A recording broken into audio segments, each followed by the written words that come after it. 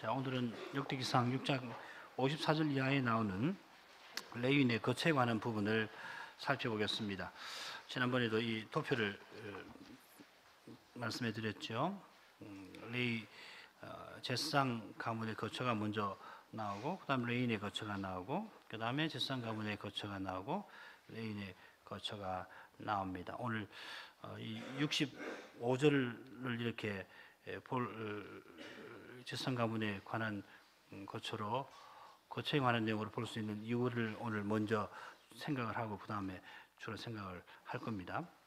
전에도 말씀을 드렸습니다만은 이 부분이 매우 독특한 특이한 구조로 레위 지파의 거처를 설명을 하고 있습니다. 기업은 아니죠. 땅을 기업으로 받지는 않으니까요. 레위 지파는. 그래서 이 부분은 크게 54절부터 64절 그리고 65절부터 마지막 81절까지 나눠져 있는데, 크게 보면은 각각 레위의 세 아들 고핫, 게르손, 므라리에 관한 내용으로 되어 있습니다. 그래서 54절부터 64절에 보면은 그핫 자손에 관한 내용이 54절부터 61절까지 나옵니다. 제사장 아론 자손도 이 그핫 족속 아닙니까? 아론 가문 이야기가 길게 나오고, 그 다음에 61절에 그핫 자손 남은 자 이야기 나오고, 62절은 게르손, 63절은 므라리, 64절은 결론이 됩니다. 그 다음 65절부터 81절에도 보면은 먼저 66절부터 70절까지는 그핫 자손, 그리고 게르손 자손이 71절부터 76절, 그리고 나머지 81절까지는 므라리 자손 이렇게 냅니다. 그래서 이 절에서 남은 부분이 64절, 65절이 되는데, 이건 한번 같이 한번 읽어볼까요? 이스라엘 자손이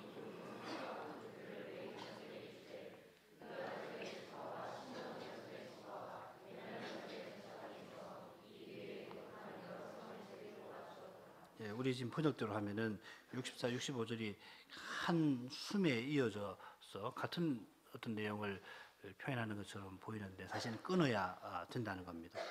제가 말씀드리려고 하는 내용은 막 간단한데 64절하고 65절은 끊어야 하고 65절은 그 다음 단락의 내용이다 이 말입니다.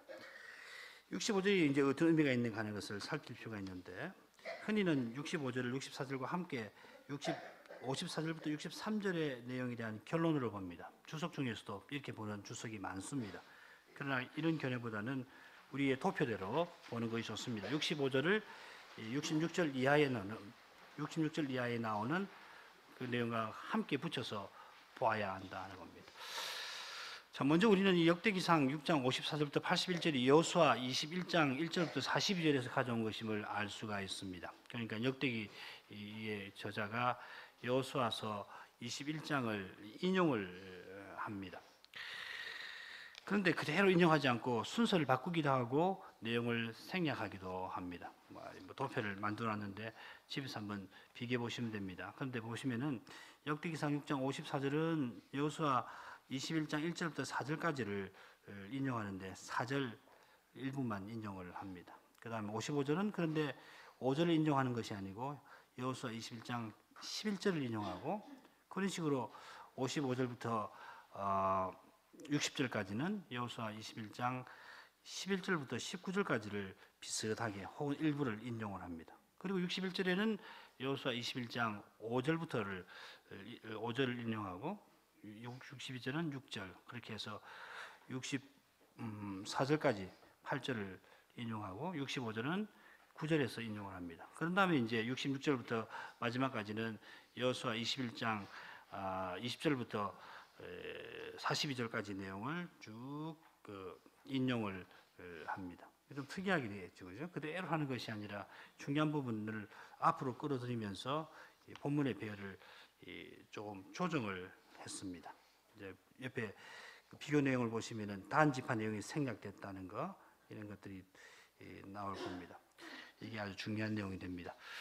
자, 3쪽으로 하죠. 현저히 차이 나는 부분은 역대상 6장 54절부터 65절, 오늘 읽은 본문에 나옵니다. 역대기 저자는 여호수아의 본문, 여호수아 22장 11절부터 17절에서 의도적으로 17절이 아니라 19절까지입니다. 19로 고치십시오. 19절까지 해서 의도적으로 제사장 가문의 그 내용을 앞으로 가져옵니다. 역대기상 6장 54절부터 60절에 이 내용을 배치를 시켜놓습니다. 따라서 제사장 가문이 아닌 그핫 자손, 그다음에 게르손 므라리 자손의 거처에 관한 내용이 여호수아 22장 5절부터 7절까지인데 그것이 그 다음에 역대기상 6장 61절부터 63절에 붙어 나옵니다. 그런 다음에 이제 여호수아 22장 8절 9절이 역대기상 6장 64절 65절에 나옵니다.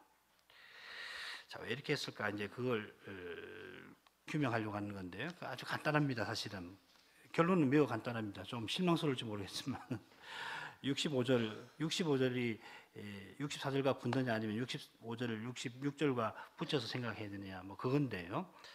그걸 설명하려고 조금 복잡하게 됐는데 논의는 그건 줄 아십시오. 그렇지만은 쭉 살펴보시면은 배우는 것도 없지 않아 있을 겁니다. 자, 그러면 여호수아서의 이 본문이 어떻게 구성되어 있는가를 살피고 그런 다음에 역대기 촉구에서 이게 어떤 식으로 재구성되어 있는지를 한번 살펴보겠습니다. 여호수아 22장 1절부터 42절 내용을 보면요. 1절부터 3절까지는 이 엘라살과 여호수아가 실로에서 12족장들에게 레위 지파에게 거처를 주게 합니다. 물론 레위 지파의 족장들이 와서 이렇게 여호와의 명대로 우리에게 거처를 주시오 하니까는 엘라살과 여호수아가 그렇게 하는 장면이 나옵니다.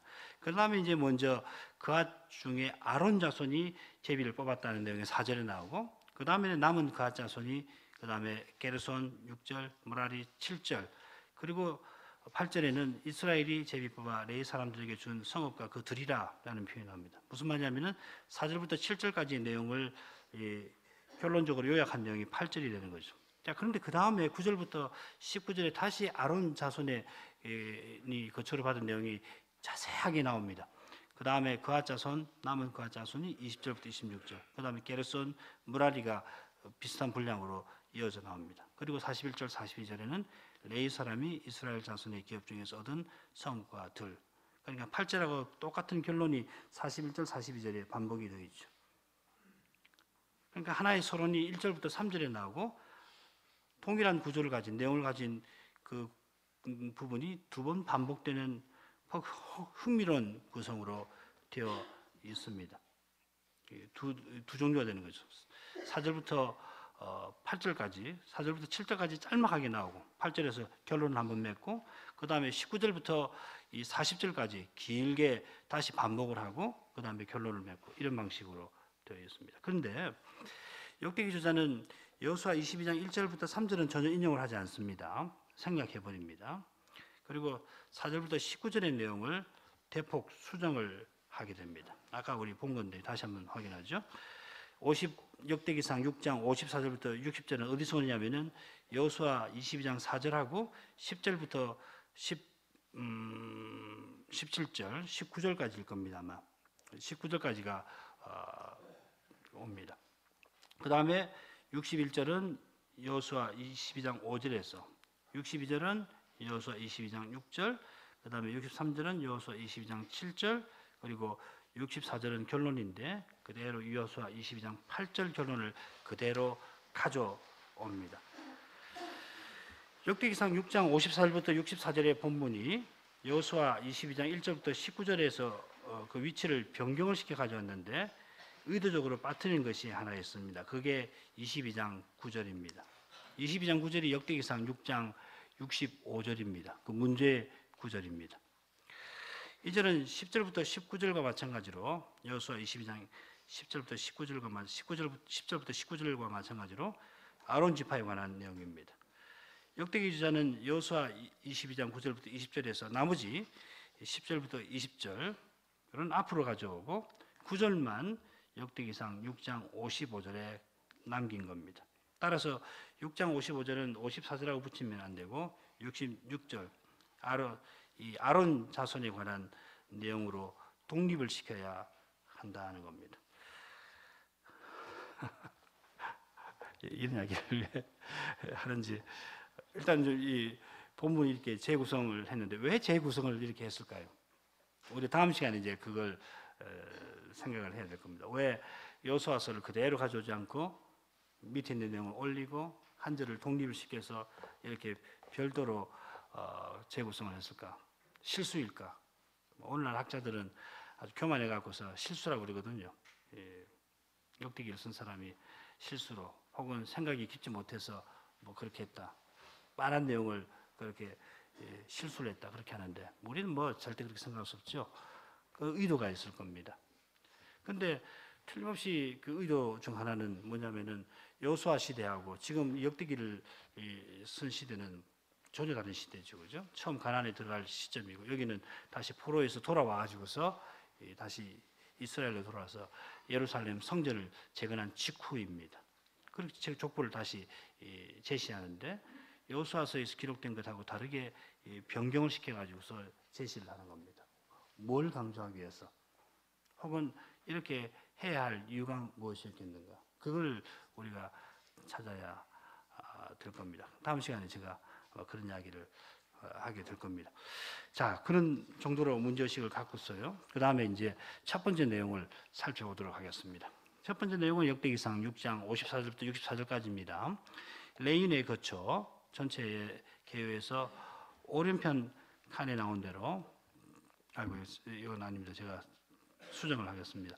아래 도표와 같이 레위 지파의 거처에 관한 내용을 크게 둘로 나누어서 편의상 54절부터 64절, 65절부터 61절을 첫 번째 내용, 두 번째 내용이라고 하겠습니다. 오른편에는 앞서 본 그 내용 그대로 가져왔죠. 앞서 우리가 처음에 그 구분했던 그 구분을 그대로 갔는데 편의상 54절부터 64절까지를 첫 번째 내용, 그리고 65절부터 81절을 두 번째 내용. 각 내용은 아시는 대로 제사장 가문과 레위 자손에 관한 부분으로 나누어지겠습니다. 자, 그러면은 첫 번째 내용에서 첫 번째 제사장 가문에 거쳐 54절부터 60절까지 내용을 보도록 하죠.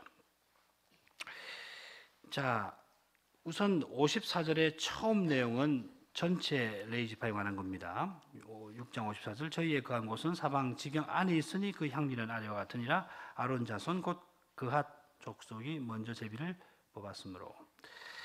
레위 지파의 거한 곳에 관하여 설명하면서 먼저 아론 지파가 제비 뽑았다고 하였습니다. 우리는 이 여호수아 22장으로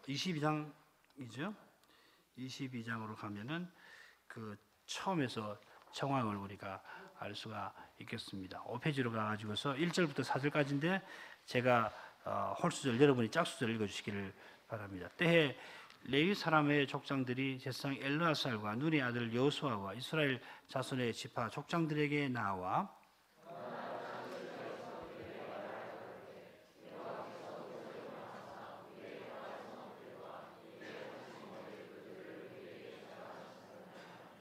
이스라엘 자손이 여호와의 명을 따라 자기의 기업에서 이 아래 성읍들과 그들이 아니고 그들을 레위 사람에게 주니라.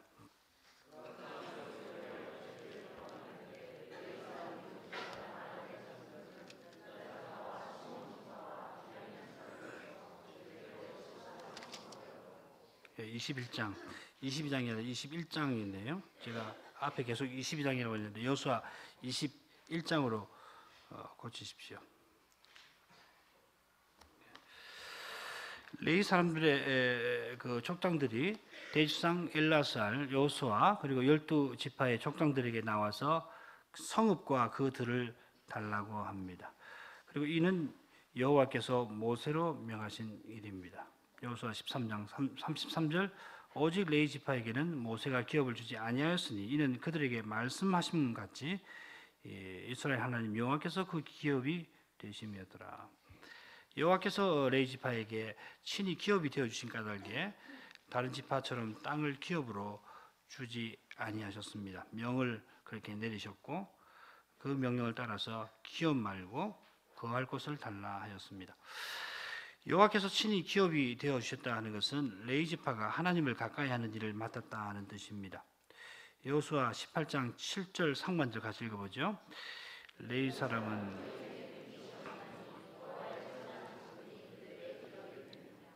여기서는 여호와의 제사장 직분이 레위 사람의 기업이라 합니다. 제사장 직분은 하나님을 가까이 하는 직분이죠. 하나님을 가까이 하는 것은 하나님과 교제하는 거고 하나님의 영광을 배우는 겁니다. 그러니까 여호와의 제사장 직분이 레위 사람의 기업이라 하는 말이나 하나님이 레위 사람의 기업이 되신다는 말이나 같은 겁니다. 바로 이 중요한 직분 때문에 레위 사람은 다른 지파처럼 가나안 땅을 기업으로 받지 아니하였습니다. 자, 그러니까 가나안 땅을 기업으로 받는다는 건 그저 이스라엘 가족들에게 재산이 생겼다는 뜻이나 그래서 그 땅에서 추수한 곡식을 거두어서 먹고 살 수 있게 되었다 하는 그런 뜻보다는 하나님께로부터 소명을 받았다 하는 겁니다. 직무를 받았다는 뜻입니다. 하나님께서 날마다 모든 선한 것을 주시는 이유가 소명을 행할 수 있게 하시는 것 아닙니까? 이스라엘이 가나안 땅에서 농사를 지어 먹을 것을 얻게 하시는 것은 농사 짓는 바로 그 일을 통하여서 하나님이 각각에게 주신 소명을 이룰 수 있게 하시는 겁니다. 나봇 예가 대표적이죠. 나봇이 아합에게 자기 포도원을 팔지 않은 이유가 기업이기 때문에 그렇습니다. 단지 경제적인 이유가 아니고 조상에게 물려받았으니까가 아니고 그것이 하나님께서 소명을 주신 땅이기 때문에 절대 그걸 양보할 수가 없는 겁니다. 우리에게 주신 소명이 그런 겁니다. 그래서 가령 추수를 하면은 11조를 거제로 여호와께 드리도록 하시는데 여호와께서는 그 거제를 받아서 레인들에게 돌려주심으로 제사장 나라로 서나갈 수 있도록 하시지 않습니까? 또 11조를 준비해서 1년에 3번 절기에 가는 경비로 쓰도록 하셨는데 그것도 제사장 나라로 서나가는 일과 무관하지 않습니다. 물론 절기에 나아가서 화목제를 드리고 그 음식을 식구들만 아니라 가난한 백성들과 나눠 먹도록 하셔서 거룩한 백성으로 함께 서나가도록 하시는 면도 이 두 번째 11조에 들어 있습니다. 마찬가지로 매 3년에는 이 두 가지 11조 외에 또 11조를 떼어서 같은 성읍에 사는 가난한 백성들을 위해서 쓰도록 하셨습니다. 신명기 26장 12절에 나오죠. 같이 읽어봅시다. 제3년 보십시오.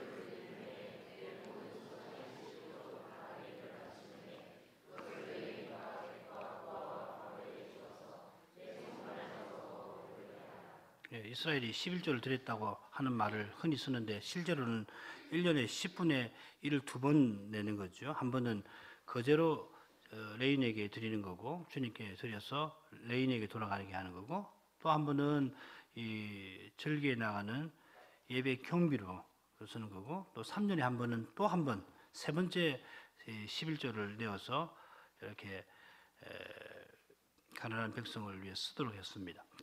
자, 이렇게 하나님이 주신 열매로 가난한 레인과 객과 고아와 가부를 돕는 데면은 이스라엘이 거룩한 백성답게 서나갈 수 있을 것입니다. 자, 이것이 하나님께서 가나안 땅을 이스라엘 각 지파에게 주신 뜻입니다. 제사장 나라와 거룩한 백성의 사명을 행하도록 하신 겁니다. 이스라엘 백성 각 사람은 각각 소명을 좇아 이 거룩한 사명에 참여하는 겁니다. 주로 농사를 짓지요. 그렇지만 똑같이 농사를 짓더라도 소명으로서 농사를 짓고 그래서 이 사명에 참여하는 거죠. 그런데 레위는 기업의 땅에서 일하는 것이 그 소명이 아니라 제사장 직분을 행하는 것이 소명입니다. 이것이 제사장 직분이 레위의 기업이라 하는 뜻이기도 합니다. 마찬가지로 이스라엘 자손이 여호와께 거제로 드리는 11조가 레위에게 기업이 됩니다. 민수기 18장 24절 같이 읽죠. 18장.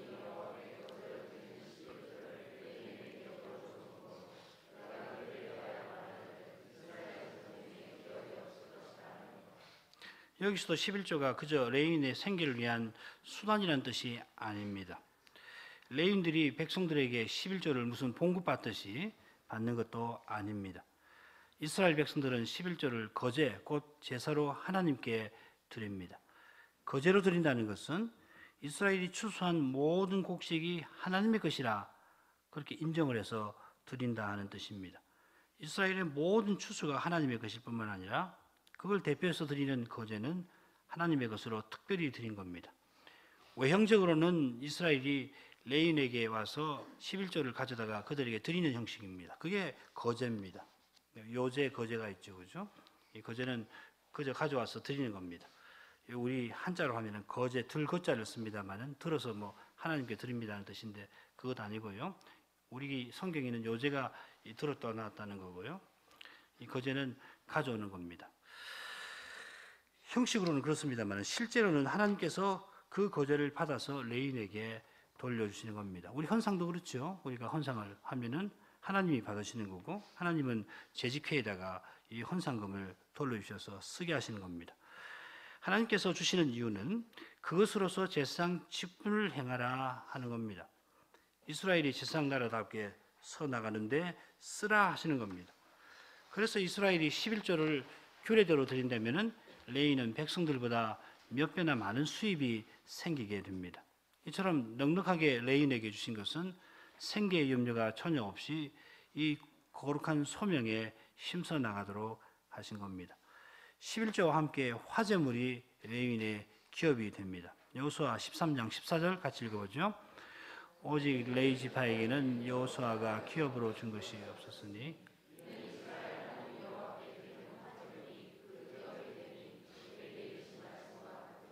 네, 우리 전에 레위기에서 배운 대로 이 화제물 이세라는 말인데 이건 여호와께 드리는 음식 제사라고 말하는 것이 정확할 겁니다. 이스라엘이 희생 제사를 드리거나 소제 드리거나 할 때에 하나님께 특별히 드리는 부분들이 있죠. 태워서 연기를 바꿔 드리는 그 부분 이외에는 음식으로 제사장에게 돌려주시지 않습니까? 그게 바로 화제물입니다. 속죄제나 이 속건제 같으면은 기름 이외의 모든 고기가 음식이 되고 화목제 같으면은 가슴 부분은 아론 가문에게, 오른 뒷다리는 그 화목제를 집전한 담당 제사장에게 음식으로 돌아갑니다. 주일날 안식일에 물려낸 진설병도 역시 화제물이죠. 그렇습니다. 그것도 역시 화제물입니다. 그러니까 화제해서 불로 태워드린 제사다 뭐 이런 번역을 쓰는데 그 정확하지가 않습니다. 여호와께서 이 화제의 음식을 제사장에게 돌려주시는 이유는 그들에게 기업으로 주시는 겁니다. 그저 그들이 먹고 살라고 주시는 정도가 아니라 제사장이 그 음식을 먹음으로써 제사의 본의를 이루어 나가게 하신 것입니다. 우리 레위기 때도 배웠습니다. 중보직이니까 중보직임을 맡으니까 중보직을 수행하라는 뜻으로 이 부분을 주시는 겁니다. 오른 뒷다리 주시는 것은 특별히 그렇죠. 레위 지파에게는 이런 독특한 기업이 있는 까닭에 일반 백성처럼 가나안 땅을 받지 아니하였습니다. 기업으로 땅을 받지는 아니하였지만은 그러나 레위인이 그 기업으로 받은 사명을 행하기 위해서 제사장 직분을 행하기 위해서는 성읍과 그 들을 받아야 합니다. 왜냐하면 제사장과 레위인도 쉴 때는 기갈 집이 필요한 법이고 가족들이 함께 생활할 공간이 필요한 것입니다. 뭐 성막에서 먹고 자고 하는 거 아니거든요. 일할 때는 가서 하고 나와서는 자기 집이 있어가지고서 거기서 쉬는 거죠. 그처럼 들은 농사 짓는 땅이 아니고 백성들과 같이 농사 짓는 땅으로 주신 것 아니고 가축 먹일 땅으로 필요합니다. 가령 백성들이 짐승의 초태생을 얻으면은 하나님께 드리죠. 그걸 하나님께 제사로 드리는데 그 이전까지 하나님께 잘 드리기 위해서는 이 꼴을 먹일 공간이 필요할 겁니다. 그런 용도로 이는 땅을 레위인에게 주어라 하신 겁니다. 레위 지파는 특별히 12지파에 흩어져 살면서 백성들에게 율법을 가르칠 의무가 있죠. 역대기하 35장 3절 또 여호와 앞에 구별되어서 온 이스라엘을 가르치는 레위 사람에게 이르되 밑에 읽지 않겠습니다. 레위를 가리켜서 여호와 앞에 구별되어서 온 이스라엘을 가르치는 레위 사람이라 하였습니다. 여호사밧 왕이 그런 일을 모범적으로 시행한 적도 있습니다. 역대기하 17장 7절 이하를 보면 나옵니다. 저가 위에 있은 지 3년에 그 방백된 하일과 오바다와 스가랴와 느다넬과 미가야를 보내어 여러 유다 성읍에 가서 가르치게 하고 또 저희와 함께 레위 사람 스마야와 느다냐와 스바데아와 아사헬과 스미라못과 여호나단과 아도니야와 도비야와 도바도니야 등 레위 사람을 보내고 또 저희와 함께 제사장 엘리사마와 여호람을 보내었더니 저희가 여호와의 율법책을 가지고 유다에서 가르치되 그 모든 성읍으로 순행하며 인민을 가르쳤더라. 레위인들을 제사장들과 함께 보내서 율법책을 가지고 여호와의 율법책을 가지고 유다 모든 성읍, 여호사밧 왕은 유다 왕이잖아요. 그러니까 유다의 모든 성읍에서 백성들을 가르치게 하였습니다. 자, 그런데 이렇게 여호사밧이 파견해서 레위인을 파견해서 가르친 일도 있지만 이건 말하자면 레위 레위인들의 그 직분이 흐트러진 것을 암시하는 건데, 처음에 가나안 땅을 분배할 때에 그때부터 레위인들이 12지파에 쭉 흩어져서 율법 가르치는 일들을 맡아 행하도록 하신 겁니다. 가령 백성들이 하나님께 제사 드리러 나갈 때 알아야 할 내용이 얼마나 많습니까? 하나님께 나가지 못하는 상태에 관한 부정법만 하더라도 얼마나 자세합니까? 자세할 뿐만 아니라 이 레위기에 기록된 것은 아주 그 대표적인 것만, 큰 원칙만 써놓은 거거든요. 이 위에서 좀 더 구체적으로 어떤 경우가 발생하면 그걸 어떻게 분별해야 할 건가는 레위인들이 또 가르쳐야 돼요. 이 가지고 전부 다 커버를 다 못합니다, 사실은. 그러니까 이 레위인들이 이 백성들 가운데에서 흩어져서 이런 하나님의 율법을 가르쳐야 할 일이 아주 매우 중요하죠. 그 외에도 거룩한 백성으로 살아가는 규례들도 이 레위 사람들이 백성들을 잘 가르쳐야지 이스라엘이 그 사명을 행할 수가 있을 겁니다. 자, 그러려면 레위인들이 이스라엘 백성들 가운데 함께 살아야 합니다. 살 집이 있어야 합니다. 그래서 레위 지파 족장들이 엘르아살 대제사장과 여호수아와 다른 지파 족장들에게 하나님의 명령을 좇아 우리의 거할 성읍, 우리 가축을 먹일 그 들을 달라 하였습니다. 역대기 족보는 여호수아서와 조금 다르게 아론 지파가 받은 성읍에 관하여 상세히 기록을 하고 있습니다. 아론 자손 곧 그앗 족속이 먼저 제비 뽑았으므로 저에게 유다 땅의 헤브론과 그 사방들을 주었고 그 성의 밭과 향리는 여분의 아들 갈렙에게 주었으며 아론 자손에게 도피성을 주었으니 헤브론과 림나와 그들과 야딜과 에스드모아와 그들과 힐렌과 그들과 드빌과 그들과 아산과 그들과 베스메스와 그들이며 또 베냐민 지파 중에서는 게바와 그들과 알라멧과 그들과 아나돗과 그들을 주었으니 그앗 족속에 얻은 성이 모두 13이었더라. 아론 자손이 먼저 제비가 뽑혔습니다. 뽑혔는데 그들은 이 이스라엘 지파 중에서 유다, 시므온, 베냐민 지파 가운데서 성읍과 들을 받습니다. 여호수아 21장 4절에 나오죠. 유다 지파, 시므온 지파, 베냐민 지파 중에서 60절에 보면은 역대기상 6장 60절에 보면은 베냐민 지파 중에서 얻은 성읍과 그 들이 나오는데, 그렇다면 55절부터 59절까지 나오는 성읍과 들은 유다 지파와 시몬 지파에 속하는 것일 것입니다. 지도 한번 보시면서 지도 한번 좀 볼까요? 이스라엘 12지파가 기업으로 받은 땅이 나오는데 밑에서부터 올라가는 것이 좋겠습니다. 맨 밑에서 보면은 시몬이 나오죠. 브엘세바, 시몬이 있고 그 다음에 좀 위에 유다, 헤브론이 있고, 그렇죠? 사실은 이 유다가 시몬을 감싸는 형태입니다. 시몬이 밑에 있지만은 동시에 유다 지파 기업 안에 시몬의 지파가 있습니다. 이건 자세하게 좀 안 나와서 모르는데요. 자, 그 위에 이제 예루살렘이 있고, 이 보면은 경계선이 예루살렘을 통과하죠. 예루살렘이 유다에도 속하고 베냐민에도 속하고 이렇게 되어 있습니다. 베냐민이 위에 있고, 그 다음 베냐민 옆으로는 단 지파가 있습니다. 단 지파는 나중에 저 위로 올라갑니다. 그래서 지도 맨 위쪽에 보면은 위에 보면은 헐몬산이라고 찾으셨어요? 다메섹 헐몬산, 레온테스강 헐몬산 밑에 그 단이라고 있죠. 그 라이스라고 하는 곳, 그 단, 나중에 이 단 지파가 여기 얻었지만은 여기서 버리고 그 위로 올라가죠. 그게 사사기 후반부에 나옵니다. 자, 다시 내려옵니다. 베냐민 단, 그 다음에 이제 베냐민 위에는 에브라임이 있고, 에브라임 안에 실로가 있습니다. 그 다음에 위에가 므낫세죠. 므낫세 밑에 보면 세겜이 있는데, 우리 요한복음 4장의 위치가 바로 여기입니다. 이 동네입니다. 세겜 옆에 이제 수가 동네가 있고, 이 세겜에서 그리신 산이 이쪽이죠. 저쪽으로. 그 다음에 이제 므낫세에서 조금 올라가면 이사갈이 있고, 이사갈 조금 옆에는 스불론, 그 다음에 왼쪽으로는 아셀이 지중해 쪽에 있고, 그 다음에 그 옆으로 납달리가 있습니다. 갈릴리 쪽이 그 납달리가 되겠죠. 하솔이라고 하는 유명한 도시가 있습니다.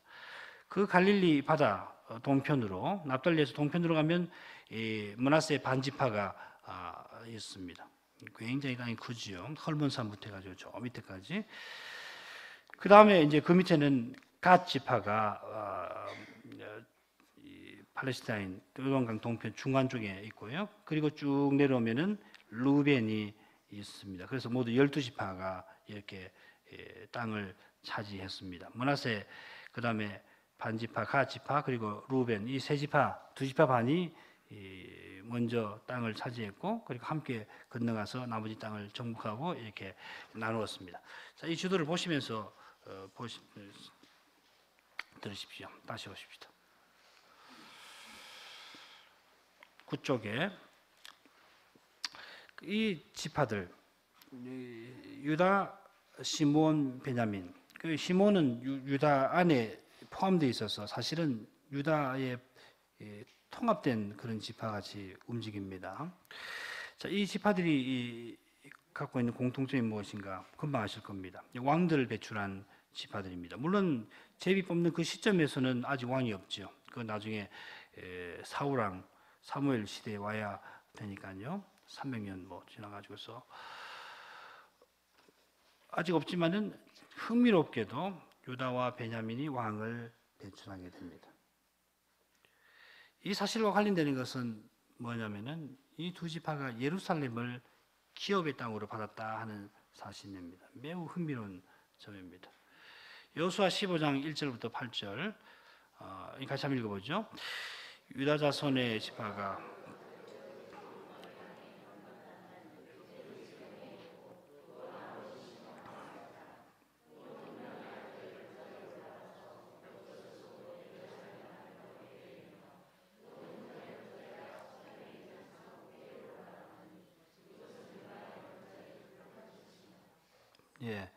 그 뒤편에 이 예루살렘 지도가 있는데 이걸로 가지고는 이 금방 읽은 내용을 설명하기가 참 어렵습니다.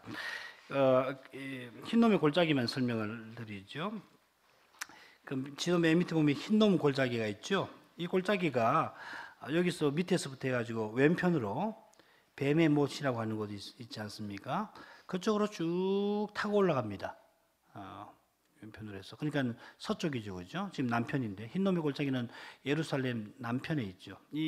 지금 이건 신약 시대 예루살렘이니까 지금 여호수아서에서 말하는 그 예루살렘하고는 다릅니다. 신약 시대, 구약 시대에는 이 예루살렘이 이보다 훨씬 작습니다. 다윗성도 이 보면 다윗성이 어디 있을 텐데 이보다 훨씬 더 다윗성이라고 있죠. 흰놈의 골짜기에서 오른쪽으로 약간 올라가면 다윗성이라고 있지 않습니까? 다윗성이 있는데 이게 이제 여호수아 시대 때에 그 여부수족이 차지하던 그 영역입니다. 다윗성을 쭉 연결해 보면은 이만큼이 예루살렘이었고 지금 신약 시대에 오면은 훨씬 더 예루살렘이 확장이 됩니다. 그러니까 다윗성 때 하면은 한 4km쯤 될 겁니다. 연결하면은 굉장히 작습니다. 아무튼 그 흰놈의 골짜기가 그 왼편으로 해서 북쪽으로 서쪽으로 해서 쭉 올라가 연결이 되어 있다고만 알고 계시면 됩니다. 지금 다른 건 뭐 지금 표시가 안 되어 있어서 더 설명드리기 어렵습니다. 다음 시간에 제가 다시 찾아가고서 설명을 드리겠습니다. 다시 그쪽으로 들어오시죠. 유다 지파가 기업 얻은 부분을 설명하고 있는데요. 15장 1절부터 먼저 남방 경계, 그 다음에 동방 경계, 그 다음에 북방 경계, 서방 경계 이 차례로 쭉 연결이 됩니다. 남쪽, 그 다음 동쪽, 북쪽, 서쪽. 그러니까 남쪽으로부터 시기 반대 방향으로 쭉 설명이 됩니다. 그 중에 북방 경계 중에서 예루살렘에 관한 내용이 8절에 나옵니다.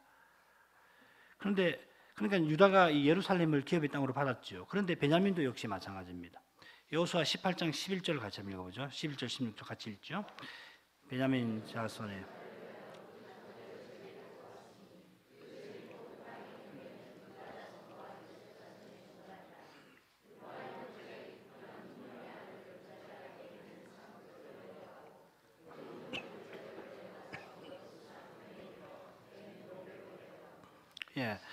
이 지도를 보면은 예루살렘을 이 흰놈의 골짜기, 그 다음에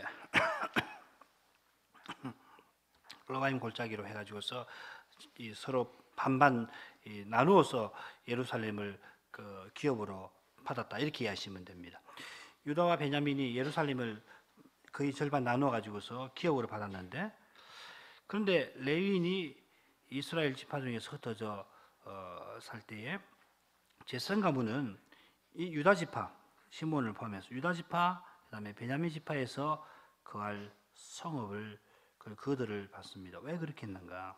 이건 이스라엘이 가나안 들어갈 때 이 예루살렘의 의미를 알고 있었다는 중요한 증거가 될 겁니다. 여기다가 예루살렘을 세우도록 해놓았기 때문에, 그래야지 이 제사장이 늘 이 성전에 가서 봉사하는데 수월하지 않겠습니까? 그래서 이 베냐민하고 유다 지파에서 아론 가문이 땅을 차지하도록 하셨을 겁니다.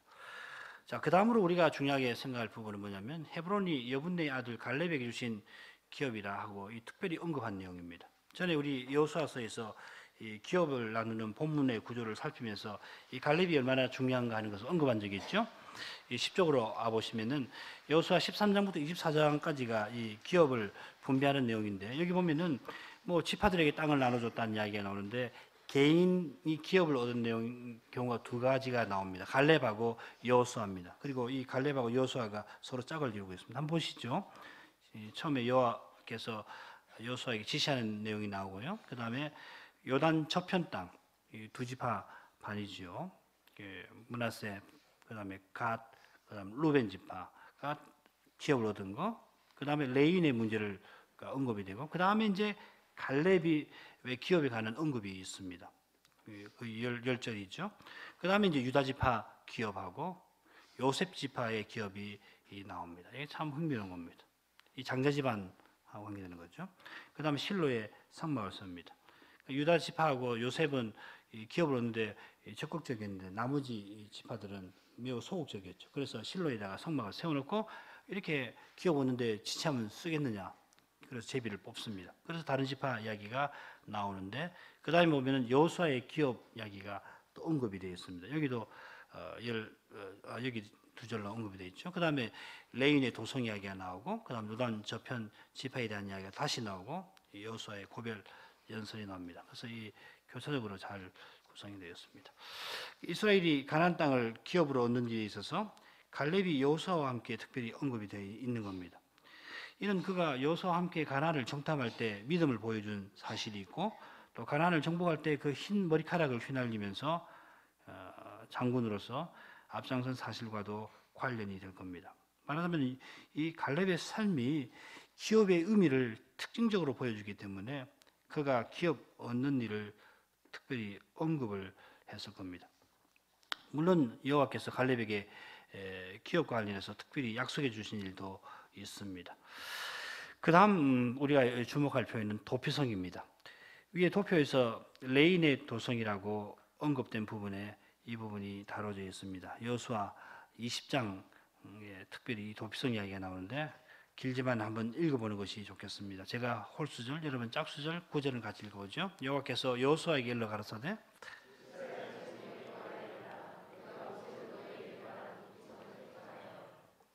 부지 중 오사라는 자를 그리로 도망하게 하라. 이는 너희 중에 피의 보수자를 피할 곳이니라.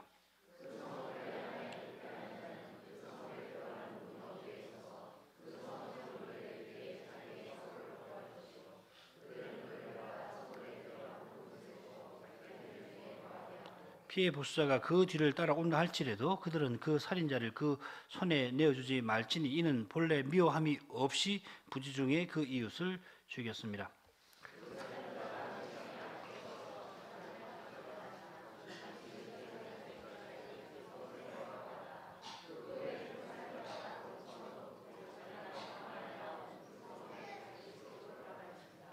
무리가 납달리의 산지 갈릴리 게데스와 에브라임 산지의 세겜과 유다 산지의 기럇 아르바 곧 헤브론을 구별하였고, 또 여리고 동 요단 저편 루벤 지파 중에서 평지 광야의 베셀과 갓 지파 중에서 길랏 라목과 므낫세 지파 중에서 바산 골란을 택하였으니,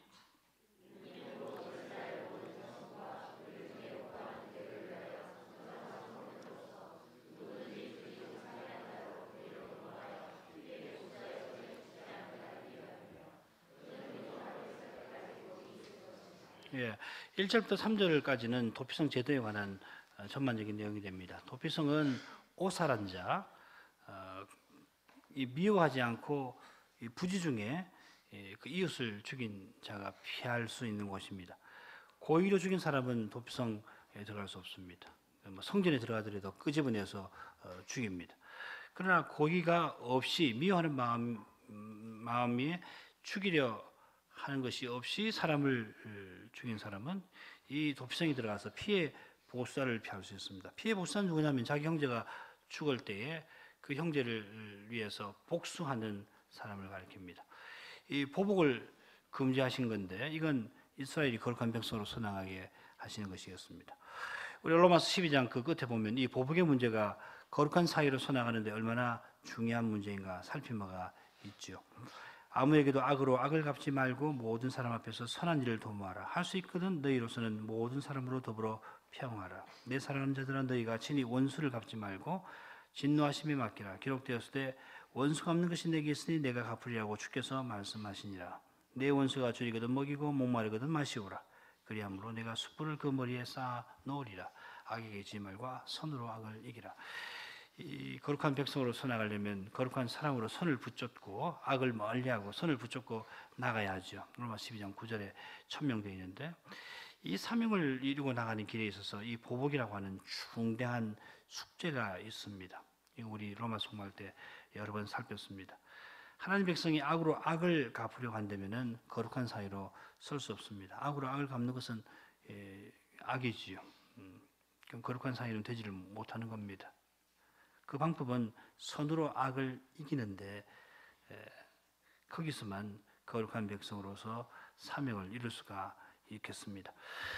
자, 그런 내용이고요. 4절부터 6절까지는 오살한 자가 도피성에 어떻게 들어가는가, 어떻게 도피성에서 자기 집으로 돌아가는가 하는 문제를 다루고 있습니다. 오살한 자는 도피성의 장로에게 가서 자기 사고를 고합니다. 자기가 오살했다는 것을 알립니다. 장로들이 그거 듣고서 그렇겠구나 확인하면은 이제 성에 드립니다. 그 후에 피해 보수자가 들어와서 보복하려고 하면 장로들은 그것을 막아야 합니다. 오살한 자는 재판 받을 때까지 거기 거할 수가 있고 재판에서 그가 오살한 사실이 입증되면은 도피성에서 계속 살다가 대지상이 죽을 때에 자기 집으로 돌아갈 수 있습니다. 우리 6절에 보면은 재판을 받기까지나 당시 대지상이 죽기까지 그 성읍에 거하다가 그 후에 그 살인자가 자기 집으로 돌아간다 이렇게 되어 있는데 이대로 하면은 재판을 받을 때까지 있다가 집에 돌아가는 것처럼 이야기를 했는데 그런 이야기는 아닐 겁니다. 재판을 받아가지고 오살했구나 확인이 되면은 그러면은 도피성에서 살 수가 있습니다. 살고 대지상이 죽으면은 그때는 이제 자기 집으로 돌아가는 겁니다. 대지상이 죽는 사실이 오살한 자가 사람 죽인 죄를 사함받는 근거가 되는 거겠죠. 대지상직은 중보직입니다. 중보자인 대지상이 죽는 것이 그가 대표하는 백성의 죄값을 치르는 것이 되는 겁니다. 이건 장차 그리스도께서 대지상으로서 우리를 대신해서 죄의 형벌 받으시는 그 복음 사실을 가리켜 보여주는 것입니다. 예표가 되는 거겠죠. 자, 그 다음에는 어떤 성읍이 도피성인가가 명시되어 있습니다. 요단강 저편에 셋, 요단강 이편에 셋, 저편에 이편에 셋, 저편에 셋. 이편하면은 요단강 서쪽이 되는 거고, 동편에 셋, 서편에 셋. 납달리 산지 이 지도 한번 보죠. 여기 표시가 안 돼서 좀 아쉬운데요. 아까 우리 납달리 봤지요. 위에 저 갈릴리 바다 찾아보십시오. 거기 왼편에 납달리가 보이시죠. 이 납달리의 그 갈릴리 게데스라고 하는 데가 있습니다. 하솔 그 안에 있을 텐데요. 여기 중요한 것은 납달리 지파 땅에라는 말이 아니고 납달리 산지입니다. 그리고 에브라임 산지, 그 다음에 유다 산지입니다. 이 뭐냐면은 이 납달리 쪽에 이 산맥이 산지가 있습니다. 그리고 쭉 내려오면은 이 에브라임 베냐민부터 해서 에브라임 분하스 쪽으로 해가지고 산지가 형성이 되어 있습니다. 그리고 예루살렘 베냐민부터 해가지고 예루살렘으로 해서 헤브론까지가 쭉 이 산지로 이어져 있습니다. 그래서 이 납달리 산지에 갈릴리 게데스가 있고요. 그 다음에 에브라임 산지에 세겜이 있죠. 근데 세겜은 므낫세 지파 땅입니다. 그렇지만은 산지, 그 산지 이름을 에브라임 산지라고 이야기하는 거거든요. 그래서 에브라임 산지 세겜입니다. 오해하시지 마시기 바랍니다. 그 다음에 이제 유다 산지에 헤브론에 있었고요. 그 다음에 강 저편에는 루벤 지파의 베셀이 있습니다. 루벤 있으시죠? 거기 오른쪽으로 그러니까 여기도 보면은 강이 있으니까는 강에서 이제 지형이 어떻게 되겠습니까? 낮은 데로 해서 높아지겠죠, 그죠? 그러니까 높은 쪽에 이 산지 쪽으로 그 도피성이 있는 겁니다. 베셀 있고 가치파 길랏 라못 있고 그 다음에 므낫세 지파는 맨 위에 바산 골란이라고 하는데 높은 곳에 도피성이 있습니다. 자, 그러니까 역대기상 6장 57절 우리말 번역을 조금 고쳐야 합니다. 아론 자손에게 도피성을 주었으니 헤브론과 림나와 그들과 얏딜과 에스드모아와 그들과 이렇게 하면은 여러분 어떻게 읽힙니까? 도피성이 어떻게 뭐라고 생각됐어요? 이 번역대로 하면은 헤브론하고 그다음에 림나 얏딜도 이 도피성 같이 혹시 읽히시지 않으세요? 그거 아닙니다. 그게 아니고 아론 자손에게 도피성인 헤브론을 주었고 이렇게 번역을 해야 합니다. 도피성 곧 헤브론이란 말입니다. 그리고 이제 림나 또한 림나와 그들 그다음에 얏딜 에스드모아 그러니까 헤브론만 도피성이 되는 거죠, 그죠? 요 고쳐서 읽으시기를 바랍니다. 자, 그다음 달라고 그러죠. 자, 이어서 역대기 저자는 제사장 가문 아닌 레위인의 거처를 언급을 하고 있습니다. 내용 복잡하지 않습니다.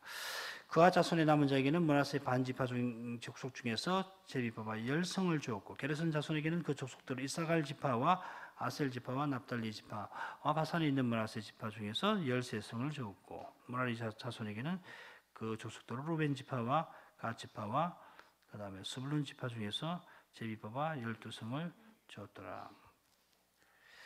그앗 자손의 남은 자 중 그러니까 아론 가문 외에 그앗 자손은 므낫세 반 지파 중에서 10성을 얻었다 하였습니다. 그런데 여호수아서에는 그보다 좀 더 많은 내용이 나옵니다. 13절을 보죠.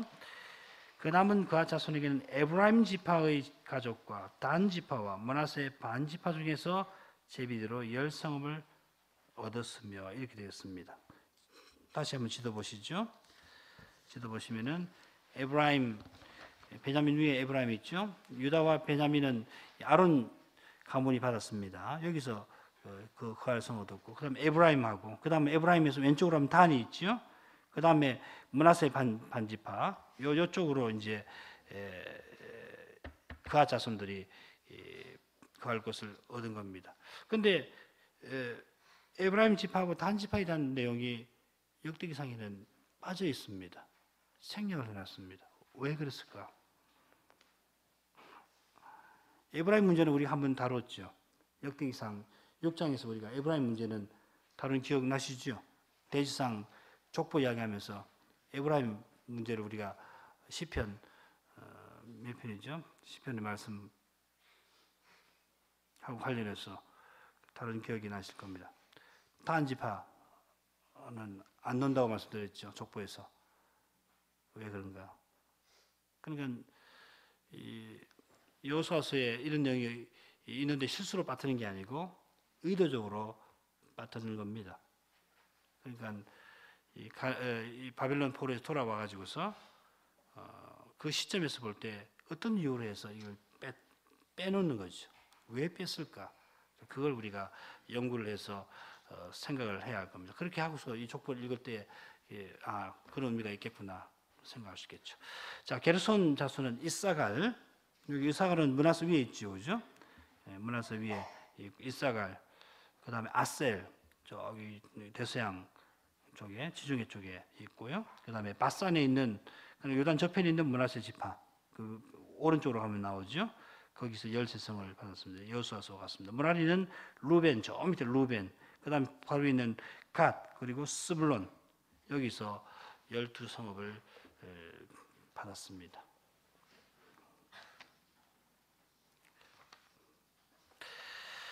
자, 첫 번째 부분은 이 전체 레위 지파의 거처에 관한 결론적 내용으로 마칩니다. 이스라엘 자손이 이 모든 성과 그들을 레위 자손에게 주되 하나님께서 명하신 대로 이스라엘 자손이 자기네 기업에서 그 정한 성과 그들을 레위 자손에게 주었습니다. 앞서도 생각을 했습니다마는 이는 제사장 나라답게 살기 위한 규례입니다. 레인이 온 이스라엘 가운데 흩어져서 이 모든 지파를 대표하고 대신하는 자답게 중보 직분을 수행해 나가도록 하신 제도입니다. 온 이스라엘은 중보직을 맡은 이 레인과 함께 살면서 거룩한 사명을 이루고 나갈 수 있습니다. 자, 이런 내용에서 우리가 그리스도의 몸과 지체로서 사는 의미가 무엇인가를 생각해 볼 수 있을 겁니다. 다음 시간으로 넘기도록 하겠습니다. 기도하시죠. 거룩하신 하나님, 레위 지파가 온 이스라엘에 흩어져 살면서 백성들에게 하나님 법을 가르쳐 제사장 나라로 서나가게 하시는 일에 봉사하도록 하신 것을 살펴봤사옵나이다. 하나님께서 내신 이 거룩한 규례에서 저희가 배울 수 있는 규례가 많이 있음을 생각하게 되옵나이다. 저희가 그리스도의 빛 가운데에서 이런 교훈들을 점점 터득해서 그리스도의 몸답게 이 시대에 서나가는 일에 있어서 유익을 얻게 해 주옵소서. 오직 그리스도로만 저희가 제사장 나라의 왕같은 백성으로서 왕같은 제사장으로서 서나갈 수가 있겠사옵나이다. 그리스도께서 직분을 세우셔서 이 사명을 이룰 수 있도록 하시옵나이다.